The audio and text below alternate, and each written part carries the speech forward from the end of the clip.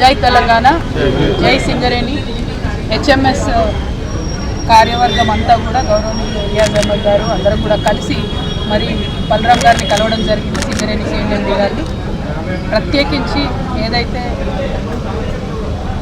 Alias పేర్ల విషయంలో ఈ మధ్య కాలంలోనే కాంగ్రెస్ ప్రభుత్వం వచ్చిన తర్వాత 4 ఉద్యోగులు సస్పెండ్ చేశారో, డిస్మిస్ చేశారో, వాళ్ళని తక్షణమే వెనక్కి తీసుకోవాలని చెప్పి మేము డిమాండ్ చేయడం జరిగింది. దానికి వారు సానుకూలంగా స్పందించారు. చాలా హార్ష్గా నిర్ణయం తీసుకున్నారు అనేటటువంటి ఆలోచన కూడా చేశారు. కేసీఆర్ గారు ఉన్నప్పుడు చూసి చూడనట్టుగా అలియాస్ పేర్లు ఉన్నటువంటి వాళ్లకు ఫ్రీడమ్ ఇచ్చి వాళ్ళు కొనసాగేలాగా చేసినాం. అదే ఒరవడి కొనసాగించాలని చెప్పి డిమాండ్ చేసినాం. ఇప్పుడు ఆల్రెడీ తీసేసినటువంటి 4 మాత్రం వెనక్కి తీసుకోమని మేము డిమాండ్ చేసినాం. హెచ్ఎంఎస్ ఆధ్వర్యంలో ఆ డిమాండ్లు సాధించుకుంటామనేటటువంటి విశ్వాసం మాకు ఉన్నది. ఎట్ ద సేమ్ టైం కొత్త మైన్స్ ఓపెన్ చేయాలి, కొత్త మైన్స్ ఓపెన్ చేసి కొత్త ఉద్యోగాలు ఇవ్వాలనేటటువంటి డిమాండ్ కూడా చేసి రియాజ్ అన్న గారు మేము కూడా మరి ఎక్కడెక్కడ కొత్త మైన్లు ఉన్నాయి, ఎక్కడ కొత్త షాఫ్ట్ ఓపెన్ చేసి తక్షణమే ముందుకు తీసుకెళ్ళొచ్చు అనేటటువంటి అంశాన్ని కూడా చెప్పడం జరిగింది. దాంతోపాటు ప్రత్యేకించి ఎస్టీపీపీలో ఏదైతే ల్యాండ్ లూజర్స్ ఉన్నారో, భూ నిర్వాసితులు ఉన్నారో 1600 మంది ఉన్నారు, వాళ్ళకైతే జాబ్ ఇవ్వాలని అడిగినాం.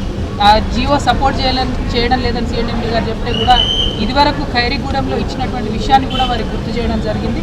మరి ఆ లైన్లో ఈ ప్రభుత్వం ఆలోచన చేయాలని చేస్తుందని కూడా నేను కోరుకుంటూ ఉన్నాను. ఎట్ ద సేమ్ టైం నిన్న మొన్న మెడికల్ బోర్డు పెట్టి మరి ఏదైతే 50 మందిని అన్ఫిట్ చేయకుండా 1 సంవత్సర పాటు వేతనం లేకుండా వారి కుటుంబాలని అలా రోడ్డబడేటట్టు చేసినారో దాని మీద తక్షణమే స్పందించి మరి మెడికల్ బోర్డు ఇవన్నీ కాదు, పాత విఆర్ఎస్ తీసుకురండి.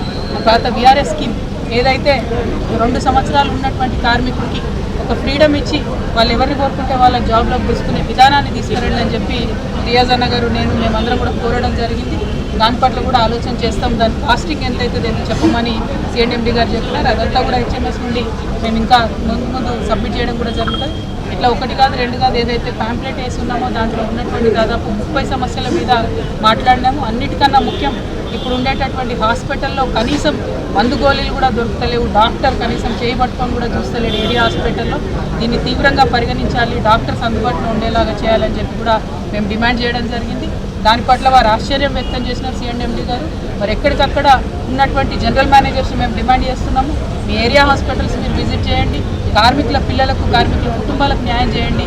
రిఫరల్ సిస్టమ్ చాలా దారుణమైన పరిస్థితిలో ఉంది, దాన్ని మీరు కంప్లీట్గా ఒకసారి రీఎవాల్యుయేట్ చేయండి అని కూడా మేము డిమాండ్ చేయడం జరిగింది.